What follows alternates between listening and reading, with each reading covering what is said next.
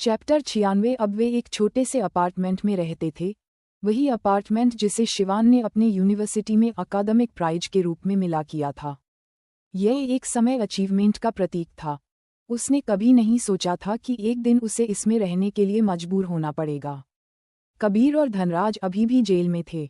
एक महीने से भी कम टाइम में उनकी एज 10 वर्ष से ज्यादा हो गई थी। कबीर का चेहरा चोटों से भरा हुआ था। शिवान बहुत गुस्से में था और जानना चाहता था कि आखिर हुआ 3 साल पहले क्या हुआ था, लेकिन कबीर ने बोलने से इनकार कर दिया। उनमें से किसी में भी वह प्राउड नहीं था जो पहले था। अब वे बिल्कुल टूट गए थे। शिवान को पता ही नहीं चला वो जेल से कब बाहर निकला। वह उन्हें घर की कंडीशन के बारे में बताना चाहता था, लेकिन अब इसका क्या मतलब था? वर्षों तक कबीर और उनके पिता मल्होत्रा परिवार की बैक रहे थे। लास्ट में वो केवल इतना ही कर सका कि उसने अपने पास बचे हुए सारे पैसे गार्डों के हाथों में थमा दिए और उनसे अपने पिता और भाई की देखभाल करने की रिक्वेस्ट की। बात सिर्फ यही खत्म नहीं हुई। उसकी मां सुप्रिया ये डाउनफॉल बर्दाश्त न कर सकी और सीरियस डिप्रेशन की शिकार हो गई।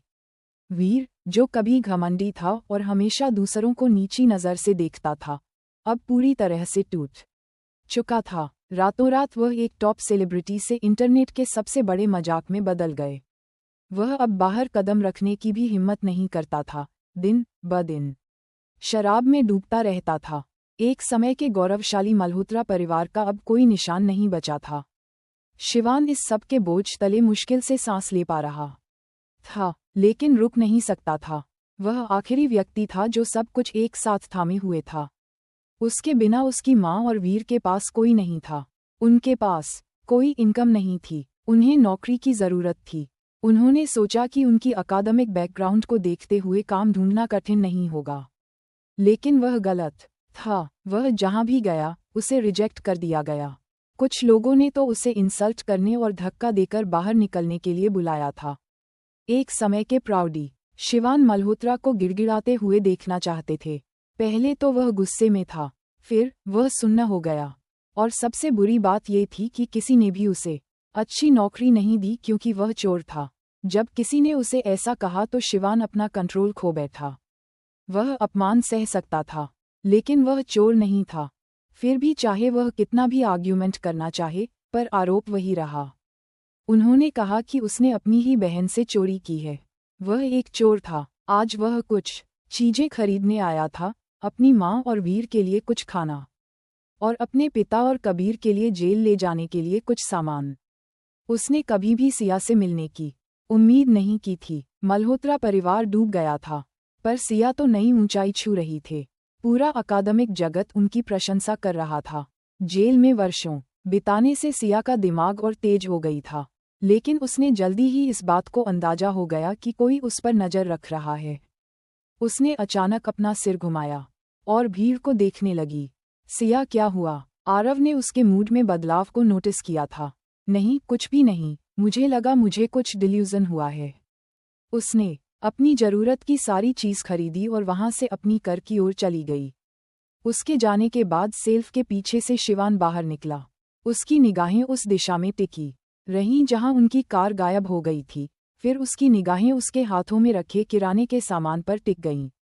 एक खाली भाव के साथ वह मुड़ा और घर की ओर चलने लगा। किसने सोचा होगा, शिवान मल्होत्रा, जो कभी मल्होत्रा परिवार का गौरव था, को अब जिंदा रहने के लिए हर पैसा बचाना पड़ा।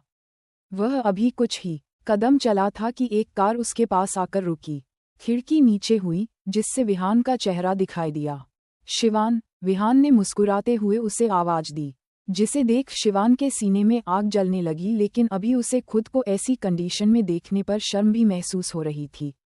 मल्होत्रा ग्रुप का डाउनफॉल होने में सबसे बड़ा हाथ सिंह फैमिली का था।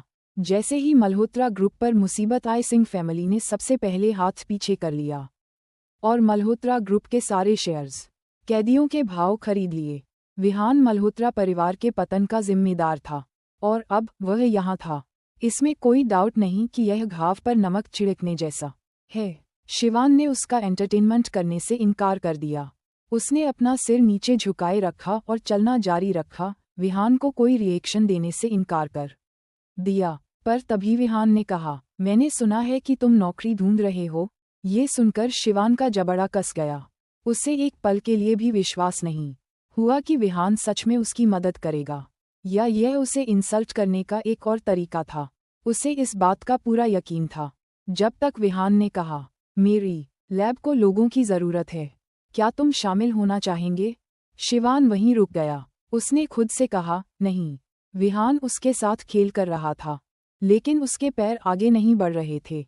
उसकी रिस्पेक्ट खत्म हो गई थी। फील्ड में कोई भी उसे देखना तक नहीं चाहता था। उसके मेंटर जानते थे कि यह गड़बड़ी ज्यादातर संजय की वजह से हुई थी। शिवान की गलती यह थी कि उसने गलत इंसान पर भरोसा किया था। लेकिन अपनी ही बहन के खिलाफ हो जाना, वह तो बिल्कुल अलग बात थी। ये साइंस के बारे में नहीं था, ये कैरेक्टर के बारे में था। उनके मेंटर ने कह दिया था, शिवान का अब वहाँ वेलकम नहीं है। जो अपनी बहन का नहीं हो सकता, जो कि उसका खून है, वो किसका होगा? और इसके साथ ही उनका आखिरी उम्मीद भी जल गई। उसने पहले ही एक्सेप्ट कर लिया था कि बिजनेस वर्ल्ड में उसका फ्यूचर खत्म हो चुका है। वह जिंदा रहने के लिए लो लेवल की नौकरी करने के लिए भी तैयार था। लेकिन अब विहान उसे लैब में जगह देने की पेशकश कर रहा था, लेकिन वह मूर्ख नहीं था। क्या चाल है? उसने सावधानी से पूछा। दूसरी ओर न्यू ईयर से एक दिन पहले शाम को सिया का फ़ोन रिंग किया। उसने फ़ोन रिसीव करते ही कहा, राघव, आप कैसे हो? आपको मेरी याद आई। ये सुनकर राघव ने दूसरी ओर से एक गहरी सांस ली और कहा, मैं ठीक हूँ। मुझे अभी एक फैमिली मीट में जाना होगा, जिस कारण तुमसे बाद में बात नहीं कर पाऊंगा, इसलिए सोचा अभी बात कर लूँ। क्या तुमने सेलिब्रेशन के लिए सारी तैयारी कर ली? ये कहते हुए वो कार में बैठ गया। राघव का फैमिली एस्टेट पहाड़ों से घिरा हुआ था, जहाँ पसंद व्हीकल्स का जाना मना था। वो सिर्फ एस्टेट की काज ही उसे कर सकते थे। इसके अलावा वहाँ एक सिक्योरिटी चेक पॉइंट से भी गुजरना होगा। ये सब राघव के लिए एक बड़ा हेडेक था। सिया को नहीं पता था राघव की मुश्किल से उलझ रहा है। उसने हंसते हुए कहा, हाँ, मैंने बहुत सारी ग्रॉसरी खरीदी है। इसके अलावा कुछ सेलिब्रेशन के लिए सामान और कुछ फूड आइटम्स भी लिए हैं। ये सुनते ही राघव थोड़ा रिलैक्स हो गया। कुछ देर तक वे ऐसे बातें करते रहे जैसे कि यह कोई नॉर्मल दिन हो। लेकिन जल्द ही उसकी कार धीमी होकर रुक गई। मैं यहाँ पहुँच गया हूँ, उसने कहा। अगर हो सका तो मैं आज रात तुम्हें फ़ोन करूँगा। ठीक है, ये कहकर सिया ने फ़ोन काट दिया। राघव ने उसे केवल अपनी माँ के बारे में ही बताया था। उसे कोई अंदाज़ा नहीं था कि उसका परिवार कैसा था। फ़ोन रखने के बाद राघव ने अपने कपड़े ठीक किए और चश्मा पहना। एक क्षण में ही वह बदल गया। जैसे ही वह एस्टेट की ओर बढ़ा, हर किसी का उसके लिए ग्रीट करना शुरू हो गया। Mister Singh, please welcome mister Singh. Mister Singh घर आ गए हैं। राघव ने भी सिर हिलाकर उनका ग्रीट एक्सेप्ट किया और एंट्रेंस की ओर बढ़ गया। घर वापस आकर दिया और आरव डेकोरेशन में बिजी हो गए थे। माहौल बहुत अच्छा था। दादी भी सिया की ओर मुस्कुराते हुए देख रही थी। आज सचमुच एक त्योहार की तरह महसूस हो रहा था। दोपहर को आरव और सिया ने बहुत सारा खाना बनाया और तीनों सॉफ्ट ड्रिंक्स के साथ एंजॉय कर रहे थे। आरव की आंखें थोड़ी सी लाल थी। उसने कई सालों से नई ईयर नहीं बनाया था, स्पेशली तब से जब से उसकी बहन जेल गई थी। इन सालों में हर न्यू ईयर पर वह और उसकी माँ दोनों शांत रहते थे। उन्होंने कभी उम्मीद नहीं की थी कि इस साल उनका परिवार उनके आसपास होगा। भाई बहन खाते समय बातें करते रहे और साथ ही साथ दादी को भी एंटरटेन करते रहे। बात करते करते पता ही नहीं चला कब रात हो गई। आरव और सिया दोनों किचन की ओर पास्ता बनाने चले गए। रात के समय सिया खिड़की से बाहर देख रही थी। बाहर ठंडी हवा चल रही थी। चारों ओर न्यू ईयर की लाइटिंग लगी हुई थी। सिया ने एक फ़ोटो क्लिक करके राघव के नंबर पर सेंड कर दी। उसके बाद उसने दोपहर के खाने की फ़ोटो भी सेंड कर दी। वो जानती थी कि राघव बिजी होगा, इसलिए उसने बात करने के लिए उस पर प्रेशर नहीं डाला और कहा, आई नो आप बिजी हो, इसलिए जवाब देने की कोई ज़रूरत नहीं है। बस आप को आज के सेलिब्रेशन की कुछ फ़ोटोज दिखानी थी।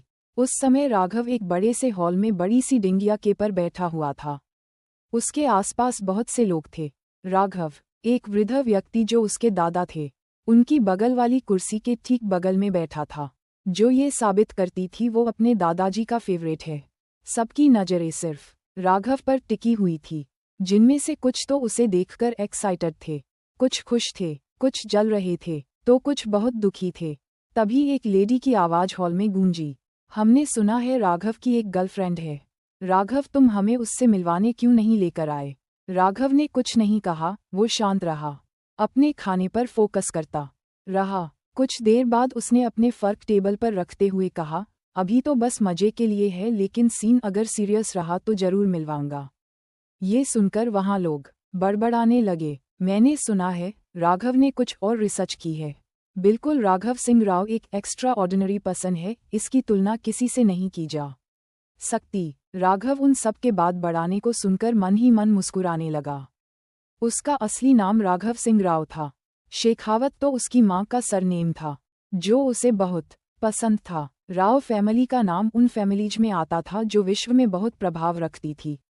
राव फैमिली बहुत बड़ी फैमिली थी, जिनका नाम सुनना भी दुर्लभ होता था। इस परिवार के लोग अक्सर मीडिया और सेंटर ऑफ अट्रैक्शन से दूर रहते देव। अगर आज इस सेलिब्रेशन राठौड़ फैमिली या शौर्य शामिल होता तो वो उसे तुरंत पहचान जाता। राव फैमिली कोई मामूली फैमिली नहीं है जो रातों रात दुनिया में आई हो। ये तो राजा महाराजा के जमाने से अपना आधिपत्य स्थापित किया हुआ था। ज्यादातर लोगों को राघव की असली पहचान का नहीं पता था। उन्हें नहीं पता कि वो असल में करता क्या है। उनकी नज़रों में भी वो सिर्फ एक प्रोफेसर ही था। अब क्या होगा आगे जानने के लिए सुनते रहिए मेरी कहानी का अगला एपिसोड।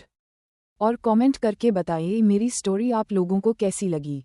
लाइक कीजिए, शेयर कीजिए, कमेंट कीजिए और सब्सक्राइब करना ना भूलिए।